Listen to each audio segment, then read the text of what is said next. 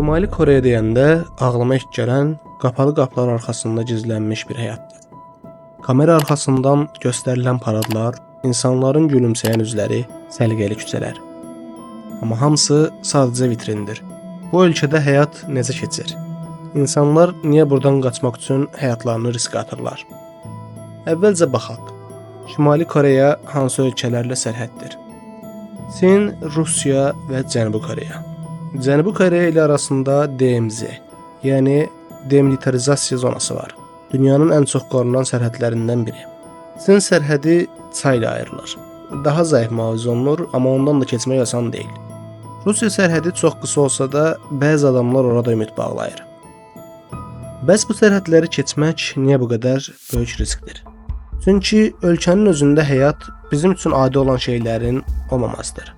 Yəni internet yoxdur, YouTube yoxdur. TV kanalları məhdud saydadır və hər insanın izləməyinə icazə verilmir. Kitab oxumaq üçün icazə lazımdır. Səhv bir söz, düzgün olmayan bir fikir səni illərlə həbsxanaya sala bilər. Ailənin bir üzvü səhv edibsə sənə də cəza düşür və ən pis olanı insanlar ac qalır. Aclıq, yoxsulluq, qorxu gündəlik həyatın bir hissəsidir. İnsanlar bu sərtlikdən qaçmaq üçün nə edirlər? Bəziləri gecə ilə çay keçərək Çinə qaçır. Donmuş çayların üstündən sürünərək həyatlarını riskə ataraq. Kimisi balıqçı qayıqları ilə dənizə çıxır. Kimisi 6-7 saatlıq təhlükəli dənizi üzərək Cənubi Koreya sahillərinə çatmağa çalışır. Elə biri olmuşdu 2023-cü ildə. Gecə qaranlığında səssəmirsiz sadəcə üzgüçü geyimi ilə 6 saat üzüb azadlığa çıxmağı bacarmışdı. Bir başqası maşınla sərhədə çırpılıb güllə altında qalmışdı. Bu sadəcə film səhnəsi deyil. Bu insanların gerçək həyatıdır. Bəs qaçandan sonra nə olur? Əgər bacarırlar və tutulmadan keçirlərsə, bəzi ölkələr onlara sığınacaq verir. Cənubi Koreyada yeni həyata başlamaq üçün imkan verilir. Amma çoxu bu yolda ya tutulur, ya da geri göndərilir. Bu isə demək olar ki, ölüm hökmüdür.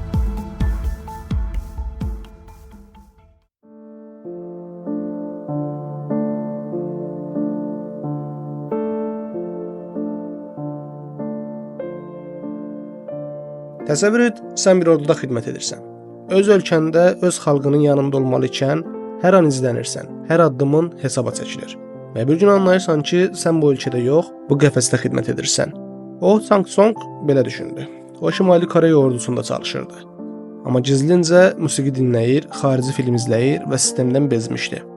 2017-ci ilin noyabr ayında o sərhəd xidmətinə maşınla sürətlə yaxınlaşdı. Bu dünyanın ən qorunan sərhədlərindən biri Cənubi və Şimali Koreya arasındakı DMZ zonası idi.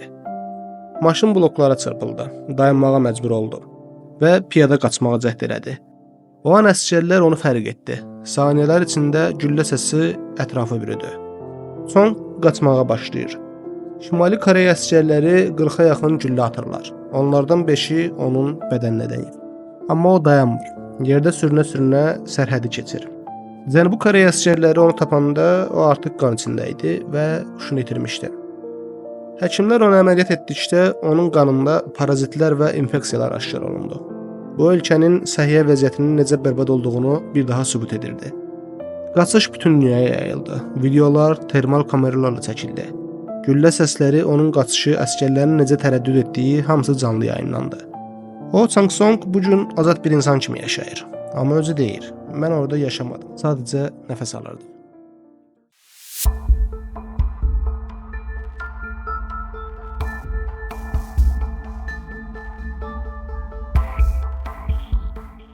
Gəlin əsas qəhrəmanımızın qaçış hekayəsi ilə tanış olaq.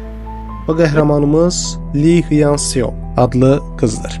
Lee 1980-ci ildə Çin sərhədinə yaxın Hyesan şəhərində doğulmuşdu. Ailəsi kommunist sistemdə yaxşı mövqedə durdu. Atası orduya bağlı yüksək mövqedə çalışıb. Zamanla Çinə işgüzar səfərlər etməyə başlayıb.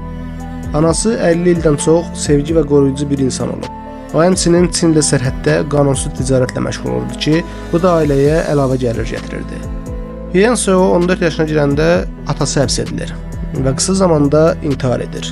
Bu onun üçün ilk böyük travma və yaşadığı sistemin sarsıdıcı reallığını göstərən qırılma anı olur. Ondan sonra anası ailəni dolandırmaq üçün ticarətə başlayır. Bu isə sonradan Çinə qaçış planının təməlini qoyur. O ilk vaxtlar sistemi sual etmirdi. Qəlbində lideri ilahiləşdirmişdi. Qarlı bir gecə idi. Şimaldan əsən sərt küləklər Hyesan şəhərinin üzərinə çökmüşdü. 17 yaşlı bir qız Li Hyansio pəncərədən qarşıdakı sahildəki Çin tərəfinə baxırdı. Orada gecənin dərinliyində parlayan işıqlar vardı. Onun yaşadığı şəhər qaranlıqda boğulmuşdu. Amma digər sahil o tərəf parıldayırdı. Və həmin an o düşündü. Həqiqətən də bizim ölkə dünyanın ən yaxşısıdırmı? Li Şimali Koreyada rejimin təbliğatının içində böyümüşdü. Hər səhər məktəbdə Kim Il Sangın şərəfinə mahnılar oxunur, hər evdə liderlərin portretləri əzizlənirdi. Amma o 7 yaşında ilk dəfə bir insanın gözləri önündə güllələndiğini görəndə hər şey dəyişməyə başlamışdı. O bunu anlamamışdı, çünki o sadəcə bir uşaq idi. Amma gördükləri yaddaşında dərin iz buraxmışdı. İllər keçdikcə o rejimin yaratdığı nüflərin arxasında gizlənmiş gerçəkliyi görməyə başladı. 1990-cı illərin ortalarında ölkədə böyük bir aclıq başladı. İnsanlar küçələrdə aclıqdan ölürdü. Uşaqlar səfil vəziyyətdə küçələrdə dilənirdi. Li evlərinin qarşısında duran hər gün acından ölən insanları gördükcə içindəki inam çatlamağa başladı və bir gecə qərar verdi. Bütün təhlükələrə baxmayaraq sərhədi keçəcəkdi.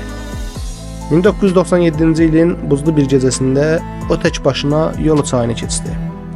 Ayaqları buzla örtülmüşdü. Nəfəsi duman kimi havada yox olurdu. Amma o dayanmadı. Nə geri baxdı, nə də qorxdu. Çünki arxada qalan hər şey artıq onun üçün ölü bir dünyanın parçası idi.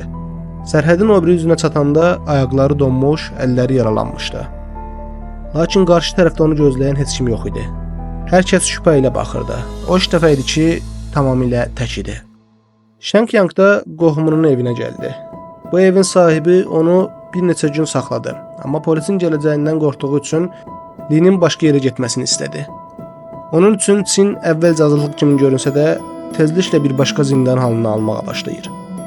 O qeyri-qanuni idi. Hər an polis onu tutub geri göndərə bilərdi. Bu isə ölüm demək idi. Gecələr qaranlıq küçələrdə, gündüzlər isə pəncərəsiz otaqlarda gizlənərək yaşayırdı. O Çin dilini uşaqkən valideynlərindən bir qədər öyrəndiyi üçün müəyyən dərəcədə danışa bilirdi. Amma şivələri anlamadığı üçün bir dəfə polis onu saxlayanda ciddi təhlükə ilə üzləşdi. Xoşbəxtlikdən özünü kar və lal kimi göstərməklə vəziyyətdən xilas oldu. Li 7 fərqli adla yaşayaraq sənədsiz bir həyat qurdu. Fərqli qadınların sənədlərini istifadə edərək saxta şəxsiyyətlər aldı. Bir neçə dəfə ailə xidmətlərində, restoranlarda və kiçik fabriklərdə ağır işlər gördü. Cinsiyyətindən və yaşından asılı olmayaraq yalnız yaşamaq üçün özünü qorumağı öyrəndi. Bir dəfə bir nəfər ona "Şanslısan, sən gənc və gözəlsən" dedi. Bu sözlər onda tamamilə qorxu yaratmışdı. Çünki bir çox Şimali Koreyalı qadın Çində insan alverçiləri tərəfindən fahişəliyə məcbur edilirdi. O dəfələrlə bu təhlükədən qaçmaq üçün yaşayış yerini dəyişdirdi. Hətta bir müddət dağ kəndlərində, kəndlilərin evlərində gizləndi. Li bu illər ərzində özünə yeni bacarıqlar qazandırdı. Çincəni daha mükəmməl öyrəndi. Saxta sənədlərlə necə hərəkət etməyi bildi və ən əsası heç kimə tam güvənməməyi öyrəndi. Amma bu həyat bir müddət sonra artıq dözülməz oldu. O real kimliyini qəbul edən, qorxmadan nəfəs alan biri olmaq istəyirdi. Və bu istek onu Cənubi Koreyaya doğru son bir səfərə apardı. 1 dekabr günü Incheon hava limanında sinəsi burulsa da o, "Mən Şimali Koreya qaçqınıyam" dedi və rəsmi olaraq Cənubi Koreyaya daxil oldu. Adaptasiyası olmadı. Ancaq o dili öyrəndi, maliyyə və hesabat üzrə təhsil aldı. Universitetə qəbul edildi və bir vaxt tələbə jurnalist kimi Koreya Birləşmə Nazirliyində çalışdı. 2008-ci ildə Hyanso artıq Cənubi Koreyada yeni həyata başlamışdı. Təhlükəsizlik, universitet, azadlıq. Hər şey gözəl görünürdü. Amma bir gecə telefona zəng gəldi. Anası və qardaşı idi. Anası və qardaşı Şimali Koreyada təhlükə altındaydılar. Çünki hökumət Hyansonun qaçdığını bilirdi. Onun Çinlilər ailəsinə göndərdiyi pullar, telefon danışıqları hamısı izlənmişdi. Anası sorğuya çağırılmış, qardaşı təqib olunmuşdu. O seçim qarşısında qaldı. Təhlükəsiz Cənubi Koreyada qalmaq, yaxşı bildiyi Çin sərhədindən keçərək ailəsini çıxarmağa çalışmaq. Ağlında bir fikir var idi. Mən ananı orada buraxan biri deyiləm. 2010-cu ildə o bütün təhlükələrə rəğmən Çin sərhədindən gizlicə keçdi. Saxta sənədlərlə, riskli əlaqələrlə, gecə yollarla. Əvvəlcə anasını, sonra isə qardaşını sərhədin o biri üzündən gətirdi. Onları öz saxta şəxsiyyəti ilə tanıtdı Bunlar danışa bilmir, körpəlikdən ağılsızdırlar deyə yalan danışdı. Onların birlikdə keçdiyi bu yol 3200 kilometrlik bir macəra idi. Xüsusi avtomobillər, motosikletlər, piyada yollar, gecələdikləri çirkli soyuq otaqlar. Hər yerdə təhlükə vardı. Polis patrulları, yoxlama məntəqələri, pasport sorğuları. Bir səhv addım hamısını geri və ya daha pis ölümlə nəticələndirə bilərdi. Səfərin ən ağır və qəribə məkanı Laos idi. Hyansov ailəsi Vientiane şəhərindəki sərhəd məntəqəsində Laos polisi tərəfindən həbs olundu. Çünki onların sənədləri saxta idi. Hücrədə 5 gün qaldılar. Hyansov zəncirlənmiş halda anasına baxırdı. İlk dəfə idi ki, onu bu qədər zəif görürdü. Üzündə bizi buradan kim çıxaracaq ifadəsi vardı. Onun da əli qolu bağlı idi. Pulları tükənmişdi. Vəziyyət ümidsiz görünürdü. Və sonra ani bir möcüzə baş verir. Bir gün həbsxanaya qəribə görkəmli, gülümsəyən bir Avstraliyalı kişi gəlir. Onunla danışır. Hyansov hər şeyi o adama izah edir. Adam başını tərpədərək deyir: "Mən sənə kömək etmirəm. Mən Şimali Koreyalılara kömək edirəm. Bu sizin azadlıq haqqınızdır." O şəxs heç tanımadığı bu gənc qadın və ailəsi üçün 3000 ABŞ dolları ödəyərək onların azadlığa çıxmasına səbəb olur. Heç bir qarşılıq gözləmədən, sadəcə insanlıq naminə. Lee o an ağladı, amma bu göz yaşları qorxudan yox, mərhəmətin gücünə olan heyrətindən idi. Çünki o andan sonra bir şey dərk etdi. İnsanlar fərqli dillərdə danışsalar da, ürəkləri eyni dildə döyünür. Azadlığa qovuşduqdan sonra Lee üçün sükutla yaşamaq bir seçim değildi. Çünki o bir həqiqəti dərk etmişdi. Azadlığa çıxmaq kifayət deyil. O azadlığı olmayanlar üçün danışmaqda borcludur. 2013-cü ildə o TED səhnəsində çıxış etdi. 18 dəqiqəlik My Escape from North Korea adlı nitqi milyonlarla insanı ağlatdı. Gənc bir qadının səsi bütün dünyanın eşitdiyi vicdanı oldu. O nitqində deyirdi: Şimali Koreyadan insanlar sadəcə azadlıq üçün deyil, yaşamaq üçün savaşırlar. Mən isə bu gün burada sizinlə danışa bilirəm. Bu çıxışdan sonra o dünyanın ən tanınmış universitetlərinə, insan haqları forumlarına dəvət olundu. Harvard, Stanford, Oxford, BMT və Avropa Parlamenti. O artıq sadəcə bir qaçqın deyildi. O bir səs idi. Səsi olmayan milyonların səsi. Yeni həyat, yeni missiya. 2015-ci ildə Hyansov öz heykəlini daha geniş formada dünyaya təqdim etdi. The Girl with Seven Names, yəni 7 adlı qız. Bu kitab onun uşaqlıq xatirələrini, ailəsinin dağılmasını, sin sərgüzəştlərini və əlbəttə anasının xilasını əks etdirirdi. Kitab 20-dən çox dilə tərcümə olundu. New York Times, Guardian, BBC və digərləri tərəfindən sarsıdıcı və ilham verici olaraq qiymətləndirildi. Bu gün Hyansov Cənubi Koreyada yaşayır, universiteti bitirib, evli və həyatını insan haqları sahəsində fəaliyyət həsr edib. Yeni kitab üzərində çalışır. Şimali Koreyadan qaçan digər qadınların hekayələri.